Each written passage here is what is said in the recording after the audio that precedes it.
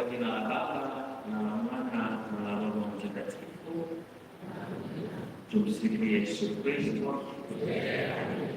Ndugu zangu wapendwa, ni Dominika ya 12 mwaka A wa Kanisa.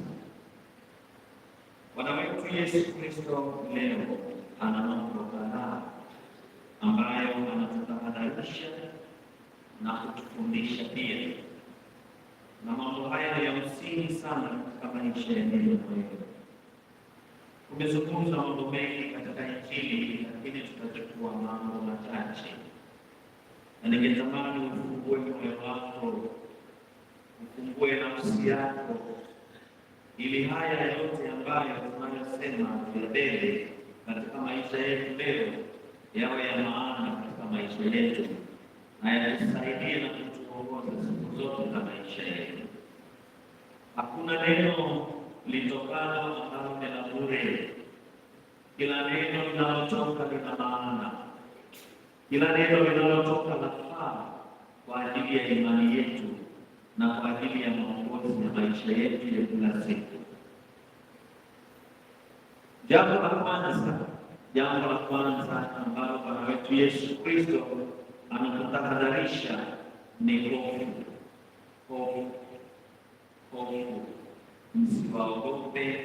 Msiogope, anazidi kusema. Sisi binadamu mara nyingi tuna hofu nyingi sana katika maisha yetu.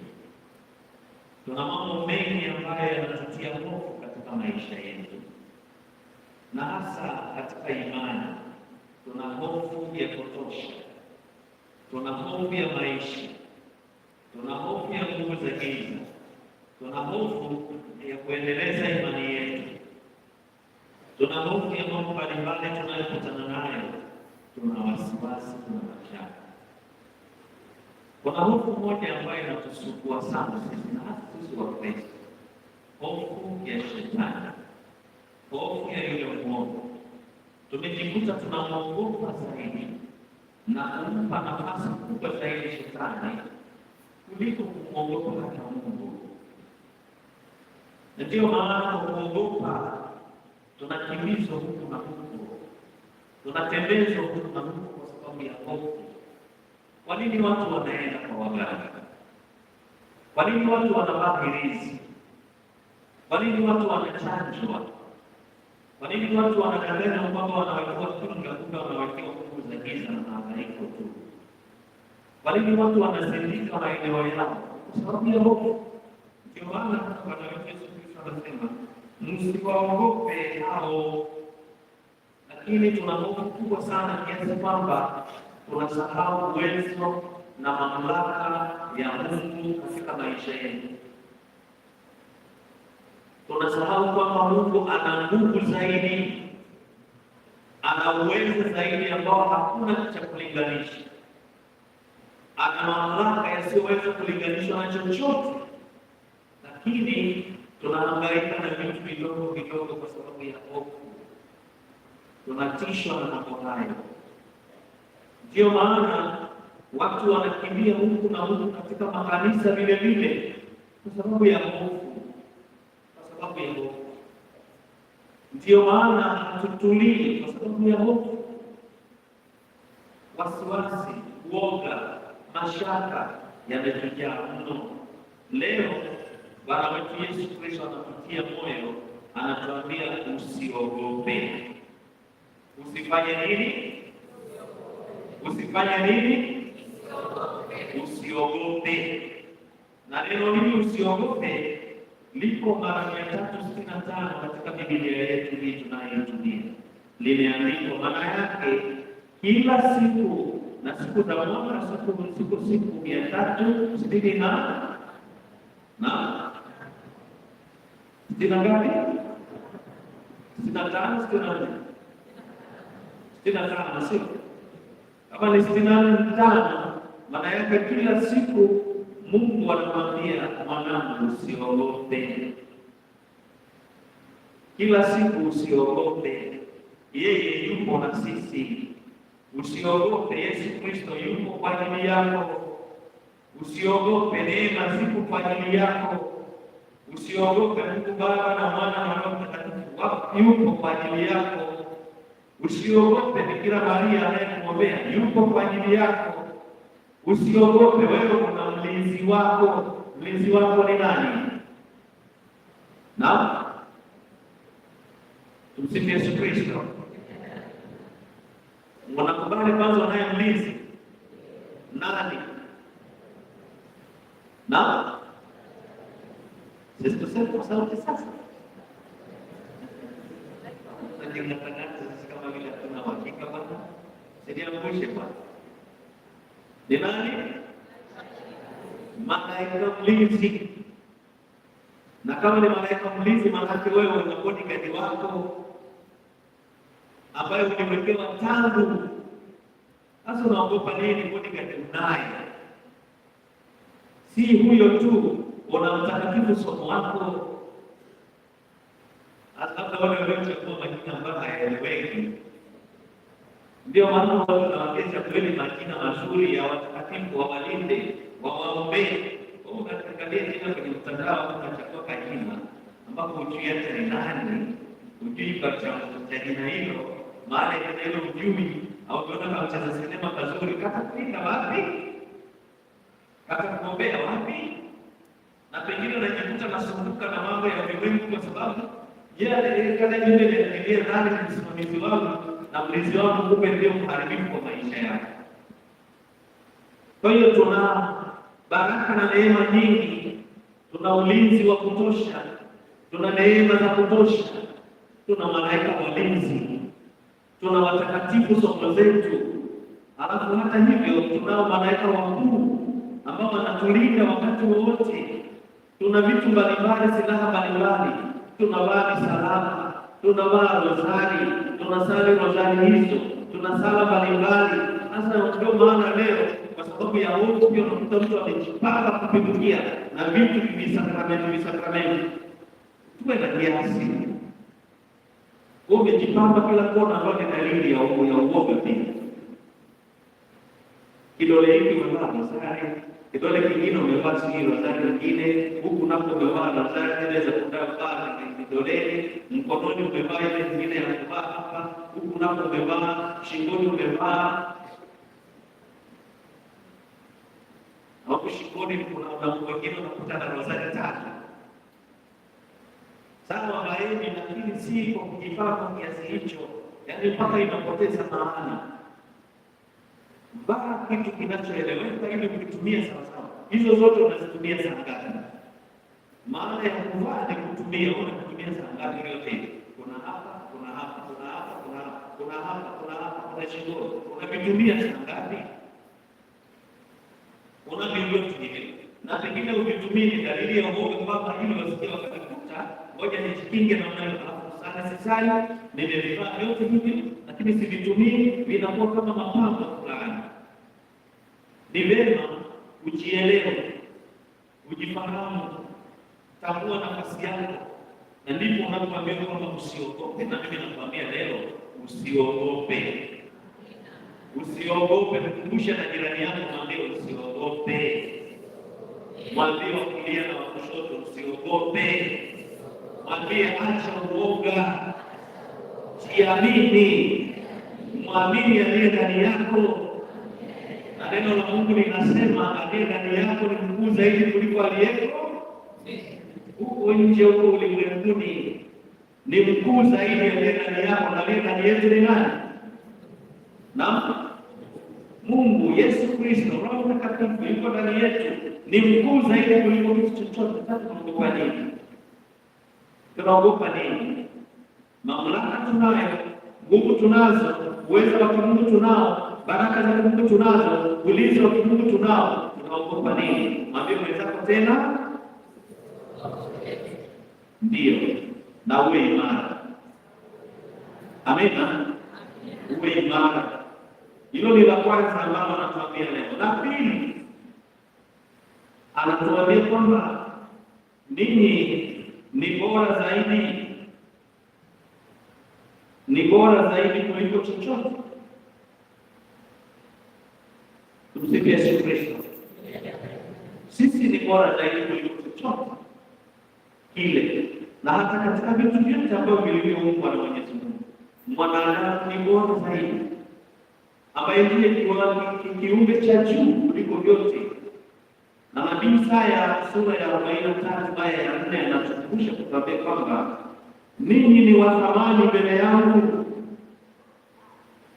tena nimewapa hadhi, maana yake ni waheshimiwa, alafu nimewapenda. Msifu Yesu Kristo. Mwambie mwenzako, mkumbushe tu, na wala usisikie uvivu kumwambia. Ili ni la maana sana, kwa sababu wakati mwingine tunajiachilia na kujidharau hivyo, lakini ninaomba kumwambia mwenzako, wewe ni kiumbe bora sana. Alafu mwambie wewe ni wa thamani sana mbele ya Mungu, tena mwenye hadhi mbele ya Mungu, tena wewe ni mheshimiwa. Mungu anakupenda na wewe mpende Mungu. Tumsifu Yesu Kristo. Unajisikiaje mheshimiwa? Unajisikiaje ule kiumbe cha thamani? Unajisikiaje ule kiumbe bora? Unajisikiaje unayependwa na Mwenyezi Mungu? Wewe ni wa thamani sana, wewe ni bora sana, wewe ni mheshimiwa kabisa, wewe ni mwenye hadhi mbele ya Mwenyezi Mungu. Ndio maana Yesu Kristo alikuwa pale msalabani kwa sababu anakuthamini, anakuheshimu, anakupenda. Wewe ni wa thamani. Thamani yako hailinganishwi na kitu chochote, nafasi yako hailinganishwi na kitu chochote. Heshima yako ni ya pekee. Ndio maana umekabidhiwa kutunza ulimwengu. Na wewe jiheshimu basi, na wewe jithamini basi, na wewe jipende basi, na wewe waheshimu wengine, wathamini wengine, na uwapende na watu wengine. Ndivyo tunavyokumbushwa leo. Fanya haya yote, utashangaa baraka na neema za Mwenyezi Mungu juu yako. Sababu Mungu anatupenda, anatuthamini, ametupa hadhi na kutuheshimu, alafu anatupenda. Alafu sisi ni wapekee sana, alafu sisi ni bora zaidi kuliko kitu chochote katika ulimwengu huu, na ulimwengu umewekwa mikononi mwetu. Kwa hiyo ishi thamani yako, ishi heshima yako, ishi ubora wako, ishi kile ambacho Mwenyezi Mungu amekuwekeza ndani yako. Hilo la ngapi? La pili, sio? Jambo la tatu, Mungu anakujua wewe. Msifu Yesu Kristo. Mungu anakujua wewe. Ndio maana anasema, lakini ninyi hata nywele za vichwa vyenu zimehesabiwa zote. Hivyo unafahamu na nywele ngapi? Kuna wengine wanaviweka kwenye vidole. Viangalia alafu vihesabu niambie. Unaweza kuvihesabu? Hata hiyo vichache tu vilivyokuwa hapo kwenye kidole kimoja huwezi kuvihesabu.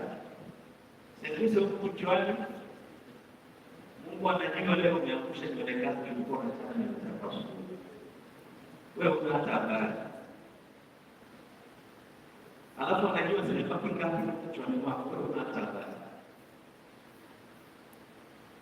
Mungu anakujua. Anakujua sana kuliko unavyojijua. Sisi hatujijui. Hatujijui. Wengine tukiwauliza wanapenda wangapi hajui. Ingawa anaangalia kila siku. Na pengine wengine wanamuomba kupata pesa ile imetoka ile hivi 32 yale yanatimia kwa ile au hapana. Kuna wengine wanataka mema uzeeni.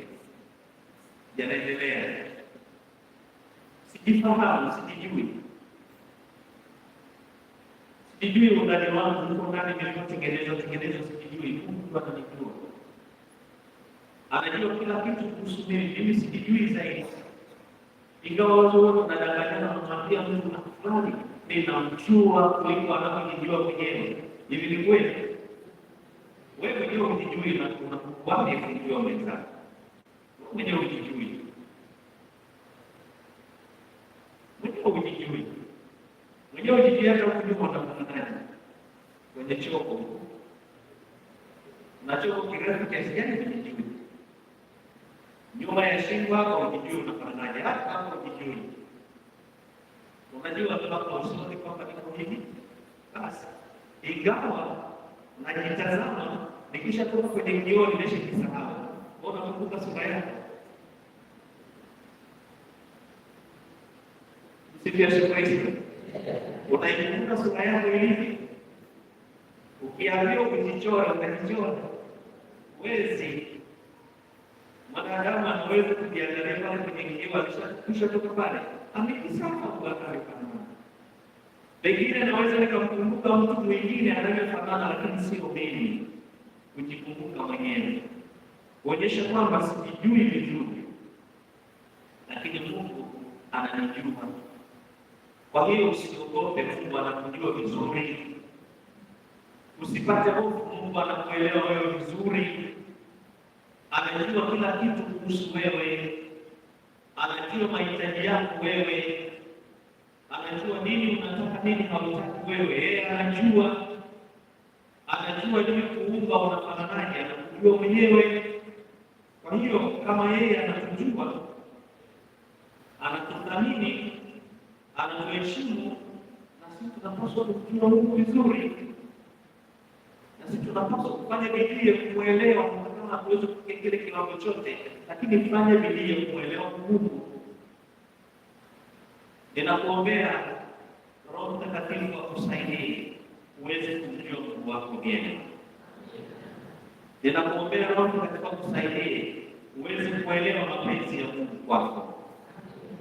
Ninakuombea Roho Mtakatifu akusaidie uweze kujielewa imani yako vizuri. La ngapi hilo? La 4. Sasa tuende. Anasema Bwana wetu Yesu Kristo, mtu yeyote atakayenikana mbele ya watu, mtu yeyote kwanza, kila mtu atakayenikiri mbele ya watu, nami nitamkiri mbele za Baba yangu aliye mbinguni. Bali mtu yeyote atakayenikana mbele ya watu, nami nitamkana mbele za Baba yangu aliye mbinguni. Hebu swali la uzushi, tumsikie Yesu Kristo. Muulize jirani yako swali la uzushi. Wewe umeshawahi kumkana Yesu Kristo? Muulize. Ikibidi ujibu ndio au hapana. Umeshawahi kumkana?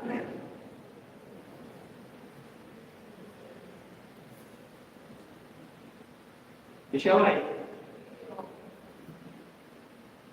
Umeshawahi kumkana Yesu?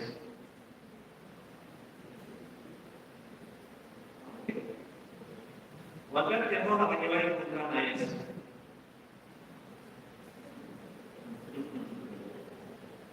wakati hawajielewi,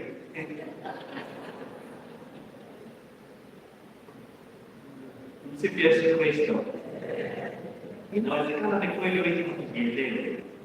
Kumkana sio lazima ufanye kama Petro alivyosema, simjui mtu huyu. Si hivyo. Tunamkana kwa mawazo yetu, kwa maneno yetu, kwa matendo yetu yasiyofaa. Tunapovunja amri zake, tunaposhindwa kumwelewa na kumsikiliza, tunapotenda kinyume na anachotaka yeye, tunamkana. Tunamkana kwa maovu yetu pia. Maana yake wakati mwingine tunasema mimi sihusiki na hayo. Tunamkana zaidi tunapofuata miungu mingine huko, makanisa, kwenda kwa waganga, kuvaa ilizi, kuchanja na mambo yote tunayofanya kinyume. Ni kumkana. Ninaposhindwa kutekeleza yale yanayotakiwa kutekeleza vizuri, ninamkana vile vile. Sasa niwaulize tena, wakati wamewahi kumkana Yesu Kristo? Haya. Usiogope, hata mimi nimeshawahi. Hata mimi nimeshawahi ndio. Sina dhambi. Sina mkosea. Mimi sio kwamba mimi ni malaika, hapana. hata mimi nimefanya kosa nikaungama. Wewe nimeshawahi ukiona haisimama sasa watanionaje? Sasa ndio akaenda kumwambia wewe unakuonaje wewe unayefanya hujawahi kunikana wakati anajua mambo yako yote. Hapo sasa wewe unajifanya kwamba sasa watanionaje nikinyosha, lakini yeye kama nilivyokuambia anafanya nini? Anakujua, si nini? Si nimekuambia kwamba anakujua kabla hujawaza, kabla hujasema, yeye anajua kila kitu. Anajua utafanya hiki, unawaza hiki, nitakuja hili, nitakwambia hiki. Anajua yote. Sasa ukisema kwamba mimi hapana, mimi sijui, lakini yeye anakujua vizuri. Anakuona vizuri. Kwa hiyo kumkiri Yesu Kristo, na vile vile tunapaswa kumkiri Yesu Kristo hadharani, mbele ya watu, mbele ya wapinzani, mbele ya wale wasiojua, mbele ya wale wasiomwamini. Mimi ninapaswa kumkiri na kukiri imani yangu popote ninapokuwa, bila kujificha, bila kuogopa, bila kujibaraguza, kufanya haki, kweli na uwazi, kwamba mimi ni Mkristo na ninakiri imani yangu sawasawa, na ninakiri Ukristo wangu vyema, na ninaelewa ninachokifanya. Ninaombea kila mmoja tuweze kukiri imani yetu vyema. Ninaombea kila mmoja tuweze kukiri Ukristo wetu vyema. Ninaombea kila mmoja aweze kukiri imani yake wazi wazi. Hebu nyosha mkono wako wa kulia juu, alafu kwa moyo kabisa, kwa moyo kabisa, hata ukishika moyo wako sawa, mimi kwa moyo wangu wote kabisa ninasema, na ufuate hili neno, alafu liseme kwa imani: Yesu, ninakukiri kwamba wewe ni Bwana na mfalme wangu, wewe ni Mungu wangu, wewe ni Mwokozi wangu, wewe ndio kila kitu maishani mwangu. Maisha yangu yako mikononi mwako. Yesu mwema, nitakukiri mahala popote, na nitakiri ukuu wako na uwezo wako na mamlaka yako na nguvu yako. Yesu, niimarishe katika imani yangu, unijalie nikupende, nikuthamini, nikuheshimu, nikutukuze na nikuabudu wewe milele. Yesu, nisaidie. Yesu, nakupenda. Yesu, nakupenda.